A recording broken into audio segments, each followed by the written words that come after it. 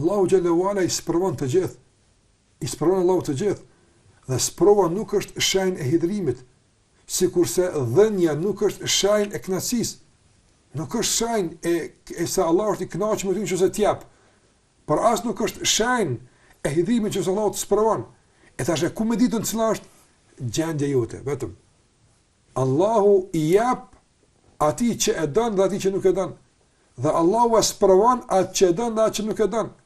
E ku ta diun cili jam? Shikoje qasjen tënde për provos. Në qoftë se sprova që të ka, fatkeqësia që të ka godit, të ka shtuar adhurimin dhe përkushtimin dhe Allahut të manduar, dhe nuk ka lejuar që zemra dhe gjua të sillen në mënyrë arrogante për balë Allahu xhallahu ala, dije se fatkeqësia s'të bën dëm. Është hajër për ty, është mirësi për ty. Nëse begatia që Allah të ka dërguar, të ka bërë më mirënjohës, më falendërues ndaj Allahut të manduar, dhe të ka bërë më solidar dhe më bujar ndaj njerëzve, dije se kjo është hajër për ty. Nëse është e kundërta, atë është fatkeqësi. Pavarësisht a është provë, a është dhuratë.